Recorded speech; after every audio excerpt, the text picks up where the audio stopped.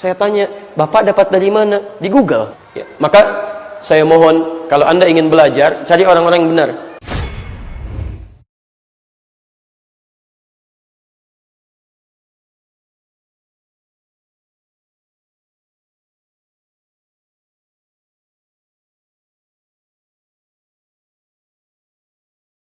Talaqqa. Ya. Kata bendanya disebut dengan talaqi. Talaqqa ya talaqqa talaqqiyan.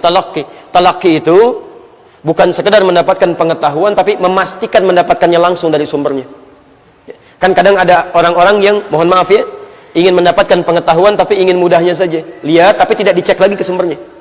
Paling gampang orang sekarang, Masya Allah. Ingin lihat sesuatu, tanya Ustadz Google. Masya Allah. Syekh Google. Lihat. La haula wala quwata illa billah. Baca. Dan begitu mudahnya menyimpulkan. Begitu mudahnya menyimpulkan. Begitu lihat dari Google, misal ada hadis sekian, nomor sekian menyatakan tentang ini. Masya Allah. Tapi nggak pernah dicek lagi kitab aslinya. Saya pernah ditanya, Ustaz, kenapa nomor hadis yang Ustaz sampaikan beda dengan yang saya dapatkan? Masya Allah. Saya tanya, Bapak dapat dari mana? Di Google. Pak, kalau cari hadis, bukan di kitab Google, cari di kitab hadis. Di Google yang ada makalah ini, makalah itu. Kadang-kadang pembuat makalah pun tidak mendapatkan dari sumber yang asli. Lihat ini, kadang-kadang lupa, cantumkan lagi. Ini poinnya. Tapi kalau Anda ingin mencari sampai ke sumber asalnya, ini yang disebut dengan talaqi. Ya. Maka saya mohon, kalau Anda ingin belajar, cari orang-orang yang benar. Cari orang-orang yang benar, paham ilmunya. Kalau mampu didapatkan, jemput dia. Ini, dapatkan dari sumber utamanya. Termasuk Anda ingin menyekolahkan anak, misalnya, cek dulu guru-gurunya. Disebutkan dengan syuyukh. Jamak dari kata syekh. Ya. Syekh itu tidak disebutkan dalam bahasa Arab kecuali orang yang sudah matang dalam keilmuannya. Walaupun dia masih muda misalnya, dipanggilnya syekh. Imam Asy-Syafi'i 17 tahun sudah jadi mufti, memberikan fatwa. Orang memanggilnya dengan syekh. Syekh. Di syekh itu di Arab itu ada dua hal. Satu, orang tua yang sudah sepuh.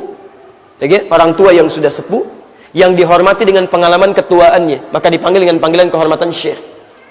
Yang kedua, panggilan kehormatan pada ilmu yang melekat pada dirinya.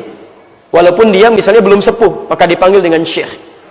Jadi kalau antum misalnya sudah sepuh, tua gitu kan, Masya Allah, jalannya agak susah, umrah ke Arab dipanggil dengan, ya syekh, Masya Allah saya dihormati, punya ilmu. Bukan, antum sepuh.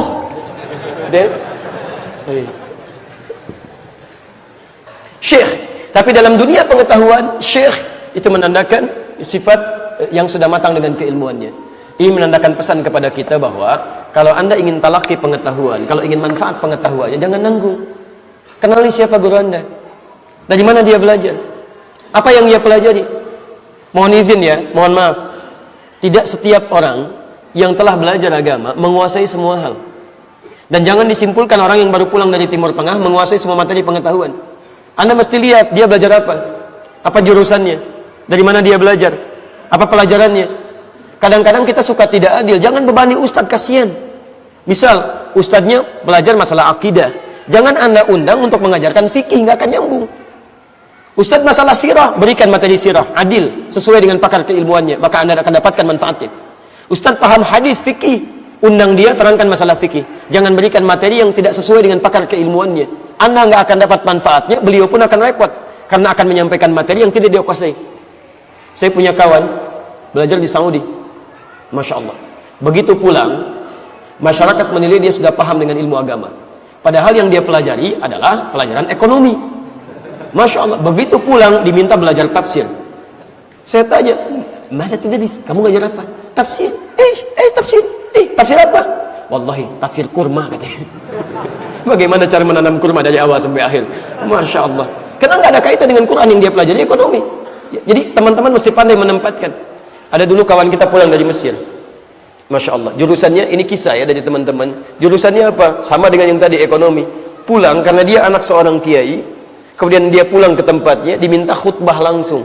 Masya Allah. Alhamdulillah khutbahnya di daerah itu masih pakai bahasa Arab. Saya lihat di Indonesia sebagian ada yang masih khutbahnya menggunakan bahasa Arab tanpa bahasa Indonesia gitu kan. Maka karena dia tidak pernah biasa khutbah, tidak menyampaikan, begitu pulang, karena kesempatan pakai bahasa Arab, dia naik ke atas mimbar.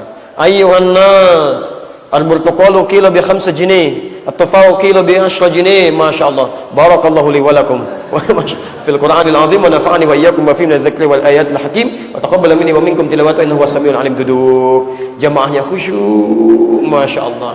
Padahal isinya ayuhan nas, manusia. Al-burtuqalu kilo bi 5 jini. Harga jeruk sekarang 5 pound. Masyaallah. At-tufau bi ashra jini. Harga apel adalah 10 jini. Khusyuk.